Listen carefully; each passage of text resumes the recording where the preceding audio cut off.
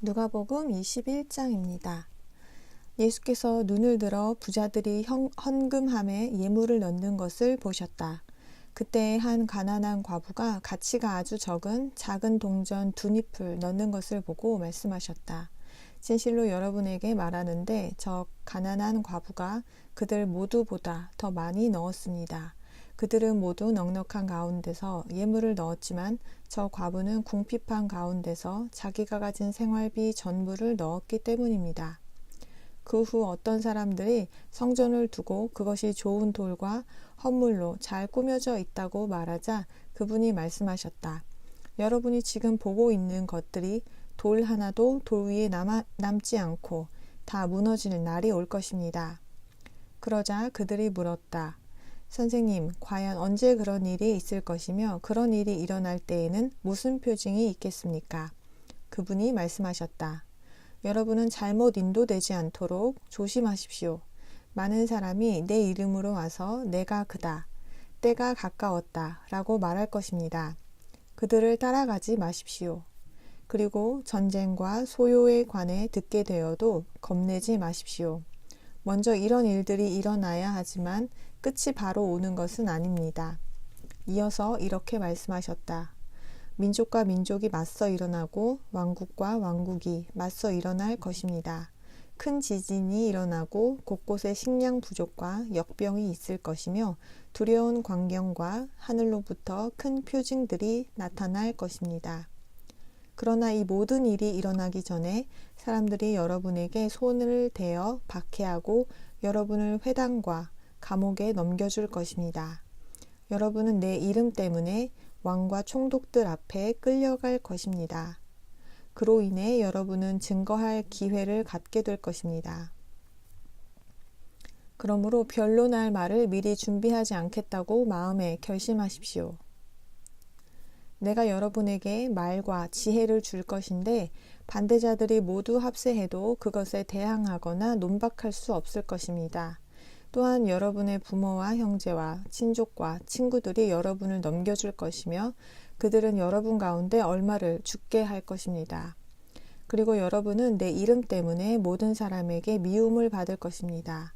그렇지만 여러분은 머리카락 하나도 잃지 않을 것입니다. 여러분은 인내로 생명을 보존할 것입니다.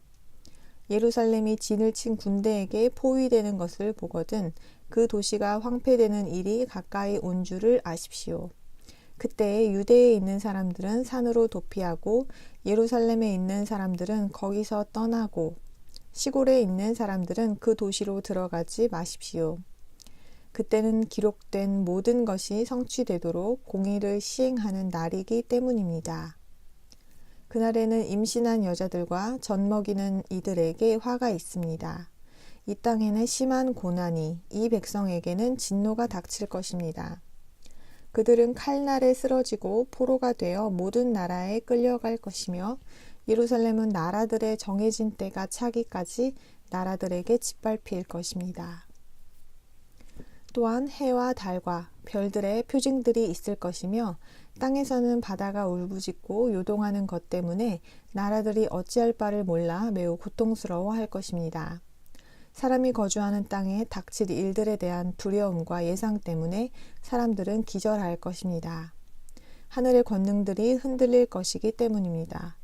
그리고 사람들은 사람의 아들이 권능과 큰 영광을 가지고 구름에 쌓여 오는 것을 볼 것입니다. 이런 일들이 일어나기 시작하면 일어서서 머리를 드십시오. 여러분의 구출이 가까워지고 있기 때문입니다. 그리고 그분은 그들에게 비유를 말씀하셨다. 무화과 나무와 다른 모든 나무를 살펴보십시오. 그것들의 싹이 나면 여러분은 그것을 보고 여름이 가깝다는 것을 압니다. 이와 같이 여러분도 이런 일들이 일어나는 것을 보거든 하느님의 왕국이 가깝다는 것을 아십시오. 진실로 여러분에게 말하는데 이 세대가 사라지기 전에 이 모든 일이 반드시 일어날 것입니다. 하늘과 땅은 사라져도 내 말은 결코 사라지지 않을 것입니다. 여러분의 마음이 과식과 과음과 생활의 염려로 짓눌려 갑자기 그날이 올무처럼 순식간에 여러분에게 닥치는 일이 없도록 주의하십시오. 그날은 온 땅 위에 사는 모든 사람에게 닥칠 것이기 때문입니다. 그러므로 일어나게 되어 있는 이 모든 일을 피하고 사람의 아들 앞에 설 수 있도록 깨어 있고 항상 간구하십시오. 그분은 낮에는 성전에서 가르치시고 밤에는 나가서 올리브산이라고 하는 산에서 묵곤 하셨다. 그리고 사람들은 모두 그분의 말씀을 들으려고 아침 일찍부터 성전으로 오곤 했다. 22장입니다. 6월절이라고도 하는 무교절이 다가오고 있었다. 수제사장들과 서기관들은 예수를 없앨 적당한 방법을 찾고 있었다. 그들이 백성을 두려워했기 때문이다. 그때 사탄이 12 제자 중 하나인 가룟이라고 하는 유다에게 들어갔다. 그는 수제사장들과 성전 대장들에게 가서 그분을 배반하여 넘겨줄 방법에 대해 이야기했다. 그러자 그들은 기뻐하며 그에게 은전을 주기로 합의했다. 그는 이에 동의하고 주위에 사람들이 없을 때에 그분을 배반하여 넘겨줄 적당한 기회를 찾기 시작했다. 6월절 제물을 바쳐야 하는 무교절 날이 되자 예수께서는 베드로와 요한을 보내시며 가서 6월절 식사를 준비하십시오 하고 말씀하셨다. 그들은 그분에게 어디에다 준비할까요? 하고 물었다. 그분이 말씀하셨다. 도시로 들어가면 물동이를 메고 가는 남자를 만날 것입니다. 그 사람이 들어가는 집으로 따라 들어가십시오. 그리고 그 집의 주인에게 전하십시오. 선생님이 내가 제자들과 함께 6월절 식사를 할 방이 어디입니까? 라고 말씀하십니다.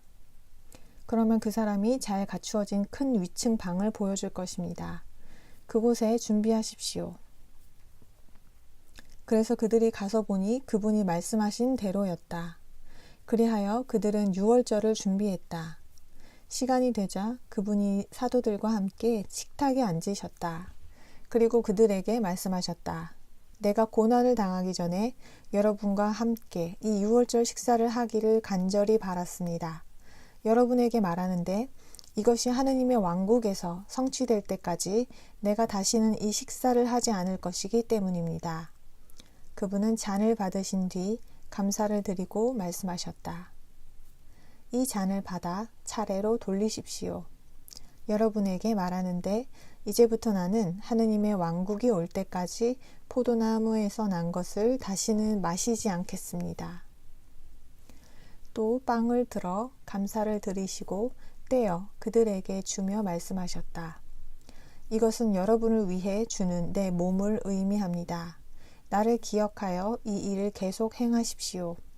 또 그들이 만찬을 나눈 후에 그분은 잔을 들어 그와 같이 하며 말씀하셨다. 이 잔은 여러분을 위해 쏟는 내 피에 의한 새 계약을 의미합니다. 그러나 나를 배반하는 자의 손이 나와 함께 식탁에 있습니다.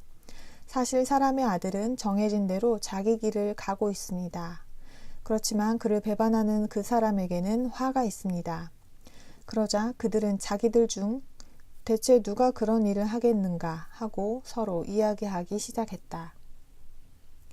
그런데 그들 중에 누구를 가장 큰 자로 볼 것인가에 대해 그들 사이에 열띤 논쟁이 벌어졌다. 그분이 그들에게 말씀하셨다. 나라의 왕들은 사람들 위에 군림하고 사람들에게 권세를 부리는 자들은 은인이라 불립니다. 하지만 여러분은 그래서는 안 됩니다. 도리어 여러분 중에서 가장 큰 자는 가장 어린 자와 같이 되고 인도하는 자는 섬기는 자와 같이 되어야 합니다. 누가 더 큰 사람입니까? 식사를 하는 사람입니까? 아니면 시중 드는 사람입니까? 식사를 하는 사람이 아닙니까? 그러나 나는 시중 드는 사람으로 여러분 가운데 있습니다. 여러분은 내가 시련을 받는 동안 내 곁에 머물러 온 사람들입니다. 내 아버지께서 나와 계약을 맺으신 것처럼 나도 왕국을 위해 여러분과 계약을 맺습니다. 그리하여 여러분은 내 왕국의 내 식탁에서 먹고 마시며 왕좌에 앉아 이스라엘 12지파를 심판하게 될 것입니다. 시몬 사탄이 여러분 모두를 밀처럼 체질하게 해달라고 요구했습니다. 그러나 나는 당신의 믿음이 없어지지 않도록 당신을 위해 간구했습니다. 당신이 돌아오거든 당신의 형제들을 강하게 하십시오. 그러자 그는 주여, 저는 감옥이든 죽음이든 주와 함께할 각오가 되어 있습니다 하고 말했다. 그러나 그분은 말씀하셨다. 베드로, 당신에게 말하는데 오늘 닭이 울기 전에 당신은 나를 안다는 것을 3번 부인할 것입니다. 그분은 또 그들에게 말씀하셨다. 내가 여러분을 돈주머니와 식량 자루와 신발 없이 보냈을 때에 여러분에게 부족한 것이 있었습니까? 그들은 없었습니다 하고 대답했다. 그러자 그분이 말씀하셨다. 그러나 이제 돈주머니가 있는 사람은 그것을 가지고 가고 식량 자루도 그렇게 하십시오. 그리고 칼이 없는 사람은 겉옷을 팔아서 사십시오. 여러분에게 말하는데 그는 불법한 자들 중 하나로 헤아려졌다 라고 기록된 말씀이 나에게 이루어져야 합니다. 그 말씀이 나에게 성취되고 있습니다. 그때 그들이 말했다.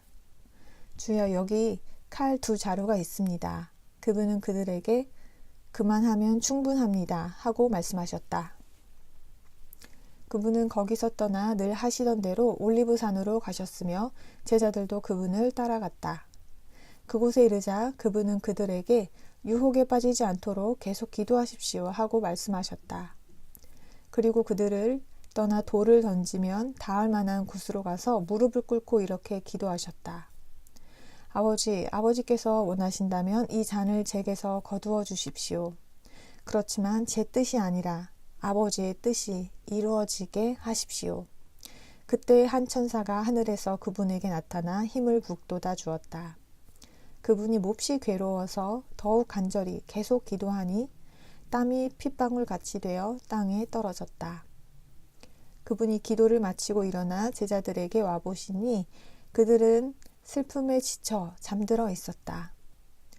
그분은 그들에게 왜 자고 있습니까? 유혹에 빠지지 않도록 일어나 계속 기도하십시오 하고 말씀하셨다. 그분이 아직 말씀하고 계실 때에 사람들이 몰려왔는데 12제자 중 하나인 유다라는 사람이 그들을 이끌고 왔다. 그가 예수께 입맞추려고 가까이 오자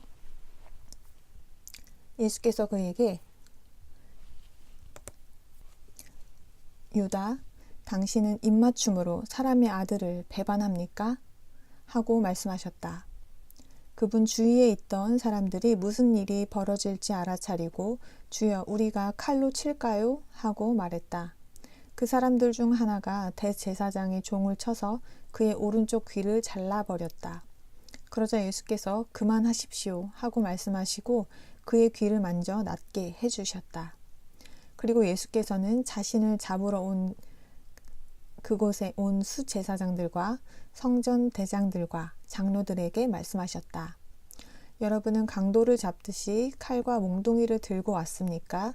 내가 날마다 성전에서 여러분과 함께 있을 때에는 여러분이 나에게 손을 대지 않았습니다. 그러나 지금은 여러분의 때이며 어둠이 권세를 떨칠 때입니다. 그들은 그분을 붙잡고 끌고 가서 대제사장의 집으로 데리고 들어갔다.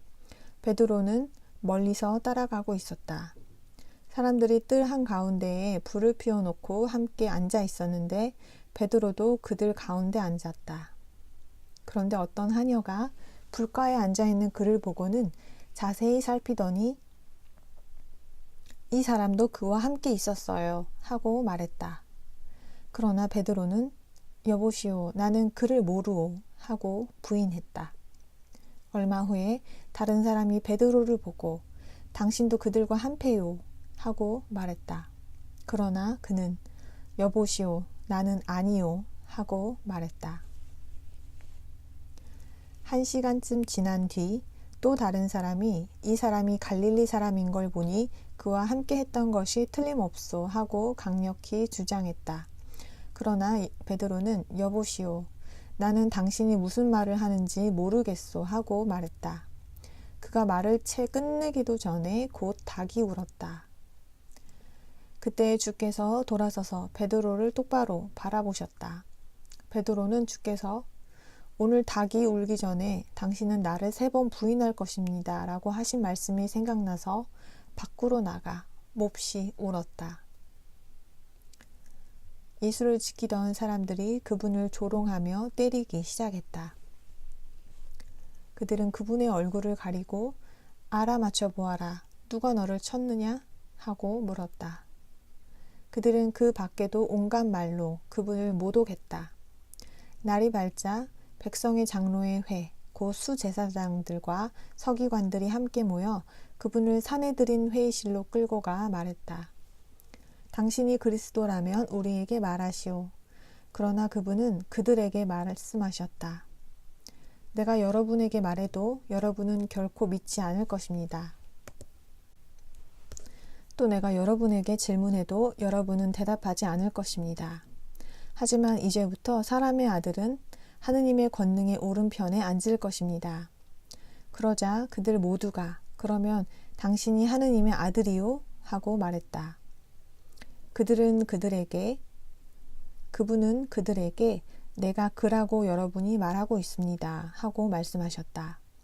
그들이 말했다. 우리가 그의 입에서 나온 말을 직접 들었으니 우리에게 무슨 증언이 더 필요하겠습니까?